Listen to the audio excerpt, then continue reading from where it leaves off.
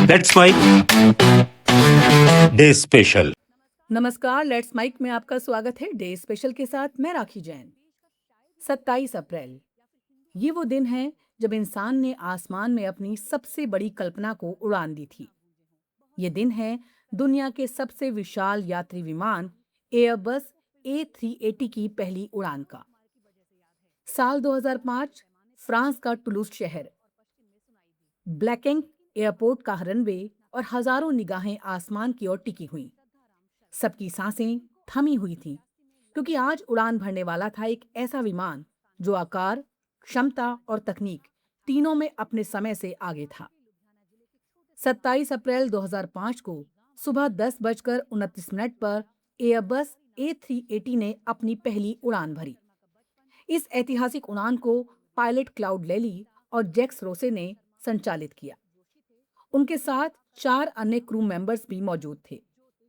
करीब 3 घंटे 54 मिनट तक आसमान में उड़ान भरने के बाद ये विमान सुरक्षित उसी एयरपोर्ट पर लौट आया। ये सिर्फ एक सफल टेस्ट फ्लाइट नहीं थी, बल्कि ये उस सपने की शुरुआत थी जिसमें आसमान को और ज्यादा लोगों के लिए सुलभ बनाने की कल्पना की गई थी। एयरबस A380 को सुपर जंबो जेट कहा जाता है। ये दुनिया का सबसे बड़ा यात्री विमान है, जिसमें 2 पूरी डेक यानी 2 मंजिलें होती हैं। इसकी लंबाई, ऊंचाई और पंखों का फैलाव इतना बड़ा है कि इसे देखने वाला हर व्यक्ति कुछ पल के लिए ठहर जाता है। इस विमान की क्षमता भी उतनी ही चौंकाने वाली है।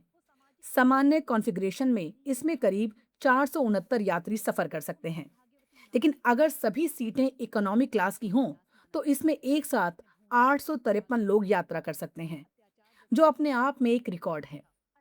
ये विमान अब तक 19 करोड़ से ज्यादा यात्रियों को अपनी मंजिल तक पहुंचा चुका है। यानी ये सिर्फ एक मशीन नहीं, बल्कि करोड़ों यात्राओं, सपनों और कहानियों का हिस्सा बन चुका है। एयरबस 380 का उद्देश्य था हवाई यात्रा को अधिक सुलभ, अधिक आरामदायक और अधिक कुशल बनाना।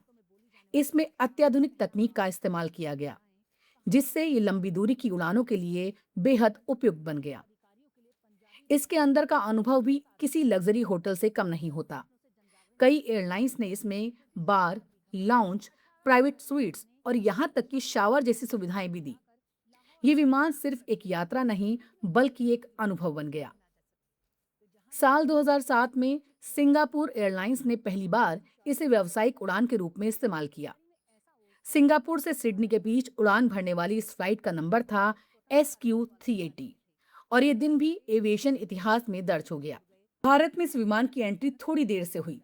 इसकी विशालता और ऑपरेशनल चुनौतियों के कारण शुरुआत में इसे अनुमति नहीं मिली, लेकिन साल 2014 में भारत सरकार ने दिल्ली, मुंबई, बेंगलुरु और हैदराबाद जैसे बड़े एयरपोर्ट्स पे इसकी लैंडिंग की इजाजत दी। 30 मई 2014 को पहली बार एयरबस A380 ने दिल्ली के इंदिरा गांधी इंटरनेशनल एयरपोर्ट के टर्मिनल 3 पर लैंडिंग की। ये पल भारतीय एविएशन के लिए ऐतिहासिक था। लेकिन हर बड़ी कहानी में एक मोड़ आता है, और 380 की कहानी में भी आया। 14 फरवरी 2019 को एयरबस ने घोषणा की कि वो 2021 से A380 का उत्पादन बंद कर देगा। ये फैसला चौंकाने वाला जरूर था, लेकिन इसके पीछे कई वजह थी। इस विमान की लागत बेहद ज्यादा थी।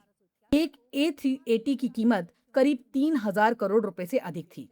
इसके अलावा एयरलाइंस अब छोटे, ज्यादा फ्यूल एफिशिएंट और लचीले विमानों की ओर झुकने लगी थी। दुनिया की बड़ी एयरलाइंस में से एक एमिरेट्स, जो A380 की सबसे बड़ी ग्राहक थी, उसने भी अपने ऑर्डर में कटौती कर दी। इसके बाद अन्य एयरलाइंस ने भी इस विमान से दूरी बनानी शुरू कर दी, और इसी के साथ धीरे धीरे इस आसमान के दिग्गज की यात्रा थमने लगी। लेकिन क्या इसका मतलब ये है कि A380 की कहानी खत्म हो गई? शायद नहीं, क्योंकि कुछ कहानियां अपने अंत के बाद भी जीवित रहती हैं, यादों में, इतिहास में और उस प्रेरणा में जो वो छोड़ जाती हैं।